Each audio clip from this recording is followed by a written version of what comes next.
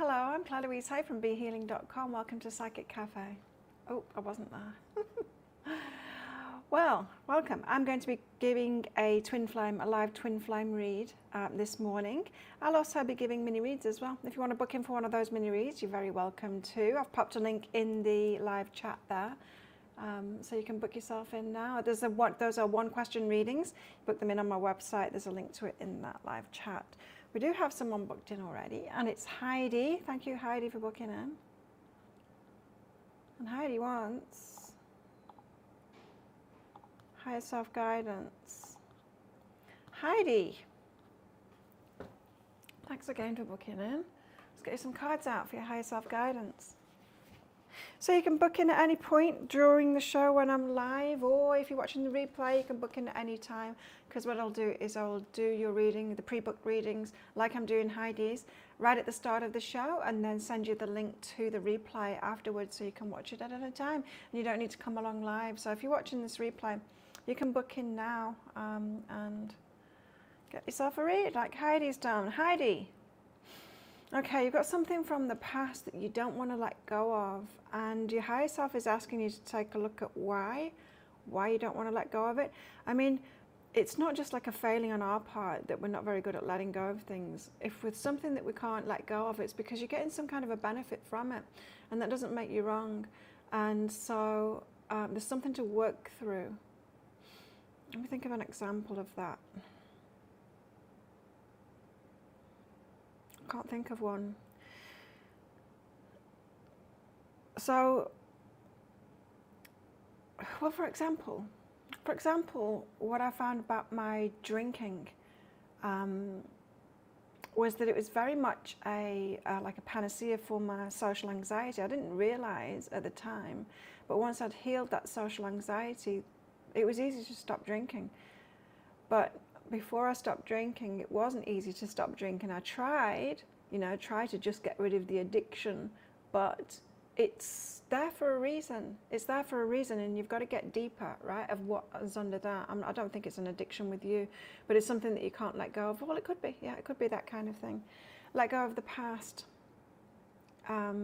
So it's only when you get to like the crux of it, what's really behind that, then it's easy to let go of the thing. So if you're struggling to let go of something, Heidi, don't put yourself down for it, or trying even harder. Know that there's a reason that you're doing that thing, or you're holding on to that thing. It's actually providing you a benefit. And once you heal the thing that's really behind that, then the letting go will be easy. Peace and success. When you're happy with yourself, and give yourself a break as well. Sometimes we're really mean to ourselves and expect so much of ourselves. And we would never do that to anyone else. When you're at peace with yourself, you will not achieve, but you will feel more successful. You will be more successful. Yeah, so it's about being at ease with yourself. But I don't know what the deeper thing is that you need to have a look at. But it's it's something that's under whatever it is that you're finding it hard to let go of. Feels to me like it's something that you've been trying to let go of. Okay, so let's get into the twin flame read. Who have we got with us this morning? So you can book one of those mini reads at any point. Pop a link for it there. Say hello in the comments so I don't feel like I'm just talking to myself. Let's get some cards out. So, twin flames. What's going on with twin flames at the moment? Any advances with anybody? Anything happening? Those two cards are coming out.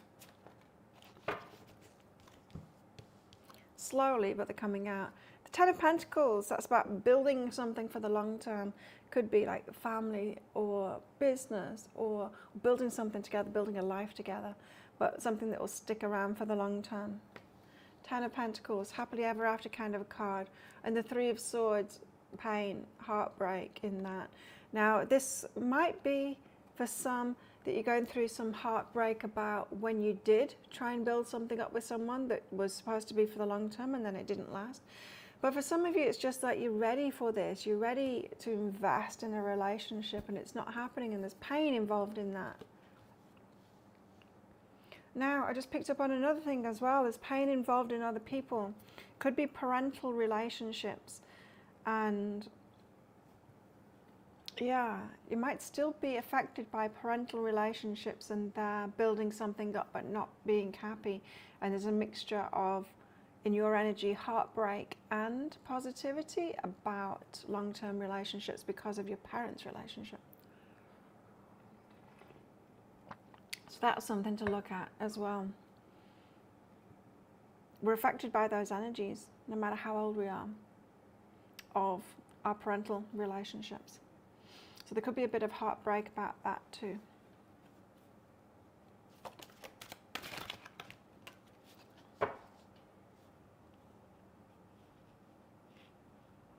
What's going on here? I'm going to take them all, but I don't think it's this one. And that was the King of Cups. We've got the King of Cups here. Let's see what we've got. Hang on. So 2 King of Cups, the feminine and the masculine version of the King of Cups. So the masculine version of the King of Cups is about someone able to love us properly. The female version of the King of Cups in this one is knowing who to let in and who not to let in. It's about no longer letting people into your life that can't love you right. And you don't have to guess. You don't have to guess whether they're going to love you right or not. You can tell by their actions what they're doing and what they're not doing. Some of us are just way too good at putting up with shit in relationships, hoping it's going to get better, or investing when the other person isn't investing. Now, it could have something to do with parental relationships.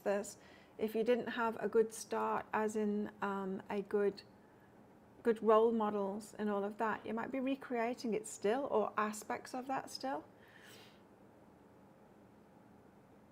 Sometimes we let the ones in that don't love us right, and sometimes we push away the ones that love us right because of what we're used to, because of what feels familiar. And we tell ourselves stories like, but I'm not attracted to the one that's treating me right. But that feeling of attraction, what is it? There's something about choices here. 2 of Swords, and there's not knowing how we're making them, perhaps making them subconsciously. But yeah, not knowing how we're making them. Now, we've got these cards. We've got Justice card. The Justice card is all about karma. It's about what you truly deserve. 6 of Pentacles, reciprocation for sure. Now, we've got Tower here, a surprise. Ace of Swords, aha, for a new beginning. Now, we've had a lot of this Tower energy in the last couple of days in the readings. I wonder if you've noticed that in the daily energy updates. The Tower keeps on coming out. So there's some new energy about at the moment, and it's going to reveal itself at some point and surprise you. The Page of Wands has been coming out a lot as well in the daily energy update. So exciting news or a revelation that's surprising. Anyway, Ace of Swords and the Fool sets you off on a new journey to take a risk. So what these cards are saying, I would say be open to the ones that, not that aren't your type, but it might come across like that, but it might be surprising. I would be open to see with these energies. Because what we don't want to do is remain in the same patterns, especially if you keep on getting into unreciprocal relationships. But it's interesting I was getting that message about parental relationships and how they could still be affecting us. Parental relationships, it formulates some of our idea of what love is, how it's given and how it's received, and how to be in relationship. Some of it, because the rest of it we pick up through life, seeing other people and our experiences and stuff like that. But more than that, and more importantly than that, what it does is it primes our nervous system that gives us the feelings that we get. And so it sets us up with certain patterns, familiarities, and all of that. And so you might be having a visceral, emotional, feeling reaction to people that remind you of perhaps family dysfunction, or things that you've experienced over and over again that brought you heartbreak, and you don't want to be choosing those based on the feelings that you're getting. You don't want to be recreating that. So it's important that we trust our feelings less, trust our minds a little bit more in the choice, and ask ourselves, when we're going through an experience and we're not feeling it, ask ourselves, is that just because what's familiar and how my nervous system is wired because of what has been familiar in my life? I'm not getting those feelings that I want to get into a relationship.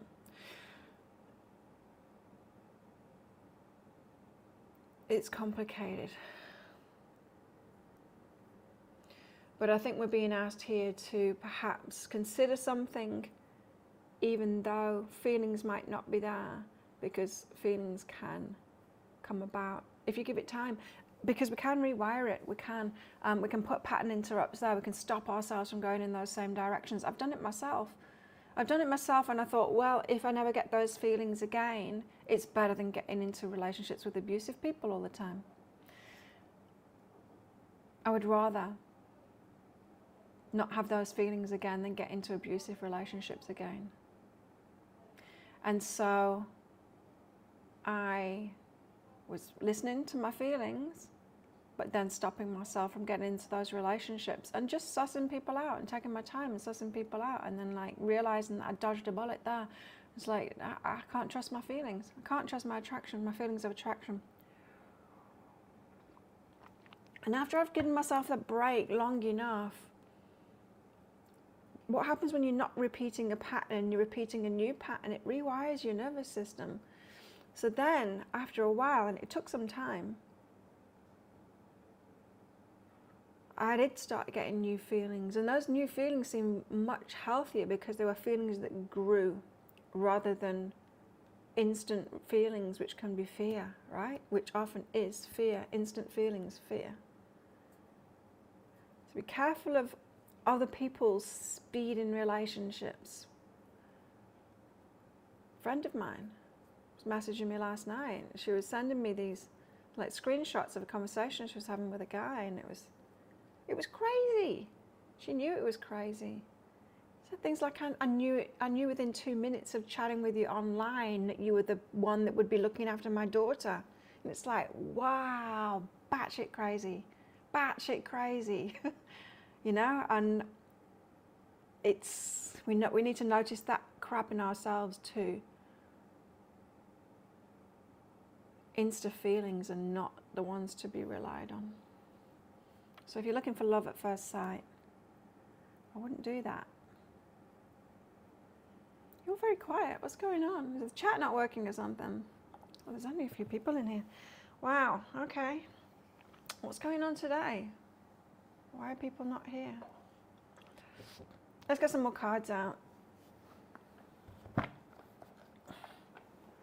Nervous systems, huh? Based on heartbreak, could be about parental relationships and the hang-ups. It's the gift that keeps on giving, the family stuff. DNA, not just that, experiences. Nervous systems. Tell us more. Give us some guidance. If anyone wants a mini read, book yourself in. There's a link there in that live chat. What have we got here? We've got Llewllyn. Death and Rebirth, I think Llewllyn is. Is it? It's been a while since that's been out. Christmas card. Kind of Christmas card anyway. I think it's Death and Rebirth, but let's see. It is. Death and Rebirth, Llewllyn. It's a celebration of faith. The light has not begun its return.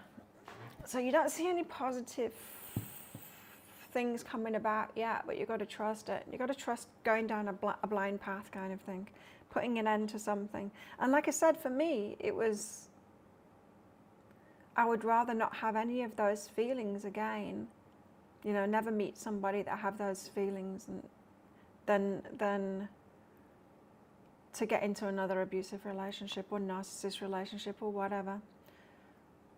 Those relationships, those people that I met that gave me those feels. It was fear. I recognized it a long time before I stopped it, that it was fear. It's like, well, this feels exactly like fear. Butterflies in my stomach, it feels exactly like fear. And it's instant when I meet someone. So I'm telling myself it's love. Why? Because I was always in fear in my family. It was a very hostile environment that I grew up in. Constantly in fear of people. Connected it with love because people were telling me, no one will love you like your family. Well, thank God for that. But plenty have tried to love me like my family, and it's not good. So Yule is a celebration of faith. The light has not actually begun its return, so it's an act of faith to believe that it will return. The moment of the longest night before the lengthening of days is brief, like the moment of death. It's nearly impossible to pinpoint the exact moment one thing ends and another begins. Nearly impossible, but that moment does exist. This card shows that moment. So we're in a turnaround, the end of something, moment of darkness before the dawn, perhaps a crisis of faith.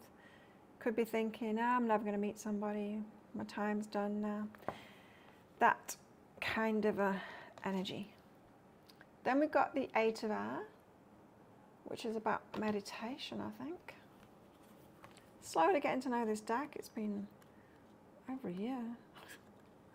But it's tricky. It's not like other decks. 8 of Air is, yes, meditation. Do not underestimate the power of your mind.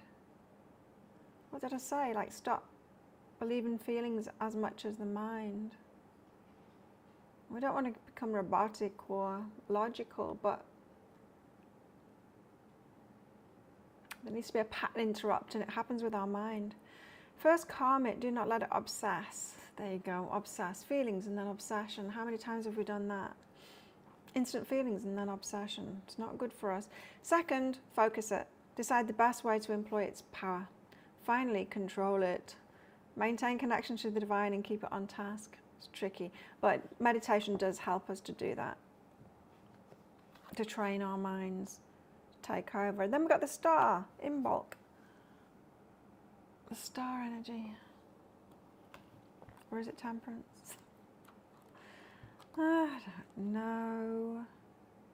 In bulk.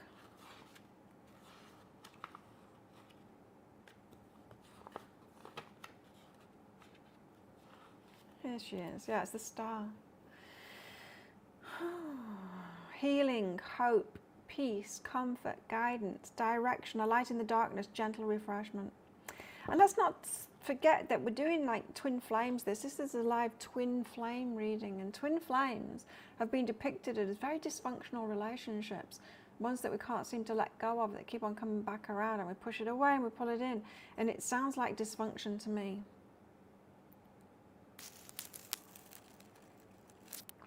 So it's interesting that the guides would be talking about stop that now, that kind of an energy of stop that now, do it a different way.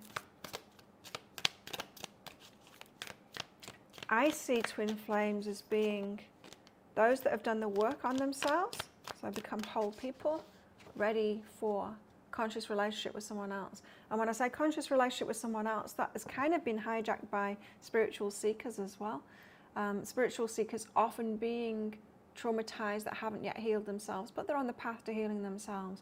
And so wound mates can come together. So if you're into, like, people that are into spirituality and healing and all of that kind of thing, you get together, and it's often wound mate kind of things. You're together. It's a good thing, but it's for your healing. Yeah, and so twin flames have often been called that too. You're here to help each other heal. Well, that's wound mates, I would say. Anyway, helps you along the way, which is a good thing. And perhaps healing will always be an element, of course it will be, of relationships.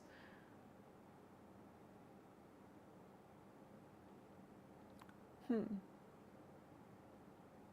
bulk. It's also about hope, having hope. We've got the Mother of Earth, she brings in the harvest, so she's the one that gets manifesting and bringing it. Especially for those of you that have felt like stuck, like you're waiting for somebody. We're not really waiting for somebody. We're kind of waiting for ourselves to go about it a different way. Plenty of people out there. But it's the way that we're looking for our match that might need changing. Some people are just not taking action. Some people are kind of wishing for their perfect match and then not getting out there and not, you know, playing that numbers game and getting to know people and all of that kind of stuff. We've got Lakshmi, which is all about the abundance. So there's plenty out there, just as I was saying, kind of. And then Temperance. Temperance, taking our time. A star. Easter card. Now I've got Christmas and Easter. Chuck fests.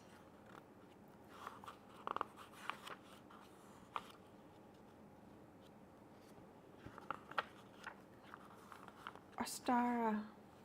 Temperance. Life is becoming more prevalent than death.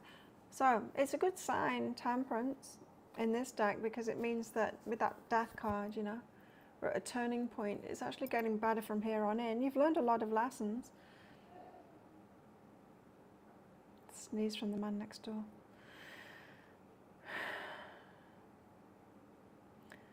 She embodies delicate balance and elegant grace, like an eggshell that is strong enough to nurture new life, but at the right moment is weak enough to be broken through, releasing its contents into the world. It's like that Starborn card that keeps on coming out for the Divine Feminine in this deck. There you go. I knew it would be at the top or at the bottom because it keeps on coming out. So it's like the egg's cracking now. The Divine Feminine is ready for it. I'm going to get those out shortly as well. So we're on the right side of it now, the world. End of a chapter, start of a new chapter. So many cards about death and rebirth and about a change here. I feel it myself. I feel it coming. The world.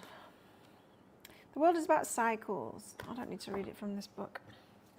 It's about cycles because it's the same as normal tarot, the world card in this. End of chapter, start of new chapters. See, even this has got like ancestors in the corners there. Ancestors looking on. Breaking free of familial patterns means breaking free of not our nervous system, but our conditioning in our nervous system too. Like what's hereditary? All kinds of things. All kinds of things are hereditary, are passed on. Even how we eat, you know, and how we handle stress and relationships and all of that. A lot of it's just conditioning, what we've been taught by watching. Four of Water. She stood at the edge of the well. What's she got? Flame in a cup. Passion and emotions. Four of Water. Often the card of healing, but let's see what it is in this deck. Healing. How about that? The Four of Water brings with it the promise of healing of some sort, emotional, physical, or perhaps of a relationship. Although there may be a bit of pain involved, the long run promises relief and smooth sailing. On the other hand, this can indicate ignoring a situation that needs attention and needs change. Situation needs to be attended to. So don't ignore any signs that you've got coming up at the moment, because we've got a whole load of cards here saying that this is a turning point.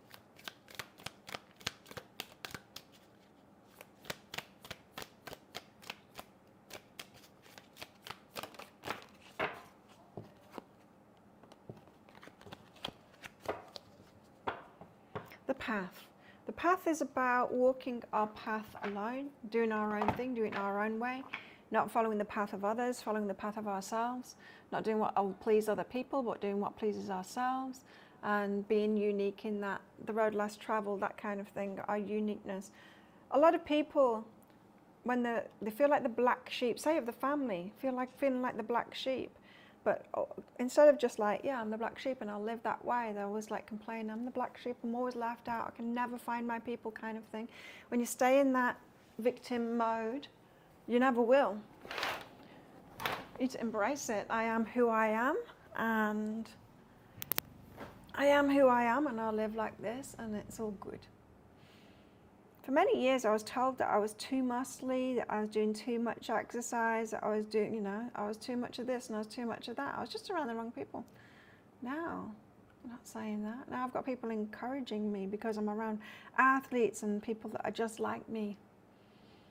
And I feel better than ever being me and not holding myself back from that, thinking, oh, there's something wrong, I'm doing too much. Nothing wrong, I feel great like this. Then we've got this one, Uranus, I think he is. Your anus promises exciting times. We should be ready to expect the unexpected from life and from ourselves. And in this case, do not expect the surrounding cars to provide much detail about the particulars. That's the point of this experience, not knowing what's coming. So we've got unexpected things coming. Be open to it, is what this reading is saying, and be open to changes within yourself and the way that you approach things, or perhaps changes in your feelings and how you get into things, especially noticing that it's your nervous system based on what's familiar rather than a good thing. Some of it can be good things, some not so much. So let's get some cards out about the Divine Masculine, Divine Feminine. Divine Masculine, the mask. Unmasking himself, becoming who he truly is. That revealing of the true self, walking the own path kind of thing. So the Divine Masculine could have broken free of the whole bro thing, or, you know, what his family wants for him and all of that, and be removing that mask and being his true self. And of course that needs to happen before he can come together with the Divine Feminine. Both of them need to do that and be living their true lives, being their true selves. So he's got that, taking the mask off, pretending to be someone else before. He's on the bridge, so he's in that change at the moment. He's on his way. What else? The stone. The stone. It's got like a cold energy, an unmoving energy, a stubborn kind of an energy. Tune into this. Why the stone? I need to get some cards out for that. Why the stone? What's in that energy? Because that's like unmoving. Stubborn. Expansion and listen. Okay. So yeah, perhaps picked a goal and very motivated toward that goal kind of thing, and being stubborn in that, determined like a stone. What about the feminine? Divine Feminine. Whoops. Divine Feminine's energy right now.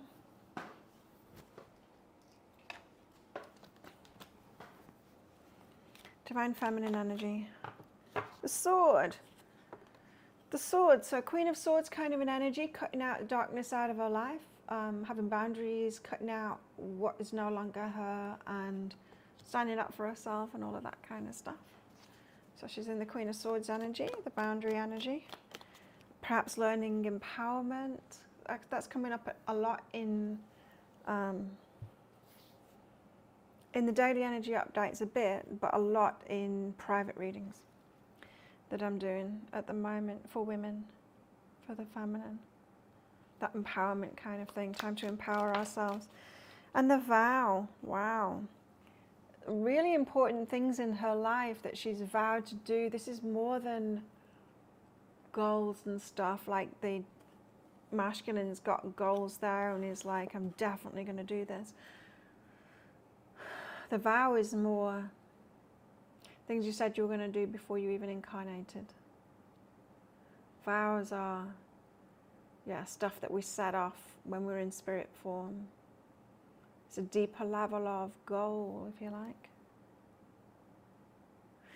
It's involved with the stuff of fate. You know, we've got fate. What is truly right for us.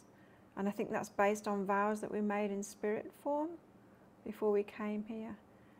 And we've got free will. And if our free will is going against, if it's like the wrong direction to what our spirit wants for us, then we're kind of thrown brick walls and we can't have that and it doesn't manifest and all of that kind of stuff. So really getting on to divine path now and what's fated for you, divine feminines, which is good.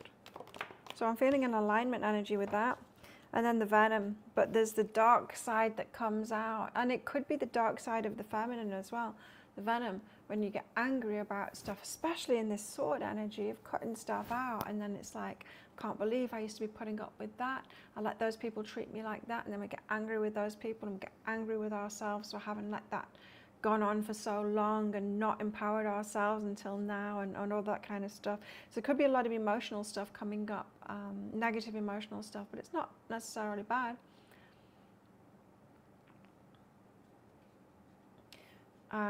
When the negative energy comes up in me and I start getting angry about things, especially when I realize the crap that I've been putting up with, and I stop that negative energy really manifests something really good. We're not supposed to be able to put up with stuff. We're not supposed to be easygoing so that we can be abused and just put up with it with a smile on our face. That's that being nice kind of thing, being compliant, people pleasing. It's not good for us. If we get angry about injustices and stuff like that, there can be very positive energy that manifests good things for us. There can be judgment about negative emotions, which isn't warranted, because it's guidance, and it's very important guidance, the negative emotions, perhaps even more so than the positive emotions. So, interesting energies. Divine masculine, changing his life, determined to get to where he's going and be himself, remove that mask now, wanting to be fully himself, but it's still on the bridge to that, so it's still on his way to doing that. Feminine seems to be on her way to empowering ourselves and being good with drawing boundaries and being good with her negative emotions as well, as to things that she doesn't want in her life. And really getting on soul path now, spirit's path, her spirit's path, the vows that she made before she came here, which could involve divine masculine and divine feminine coming together. And I think for a lot of us it will, because I think for a lot of us the twin flame thing is actually us getting to a certain point of evolution within ourselves and in line with our spirits, for us to come together. Once we both get to that point as divine masculine and divine feminine, come together, and then there's a path to do together, and it involves something that we do together that will impact the world. It's like next level evolution, perhaps about relationships. It could be, because relationships have been pretty bad, I think.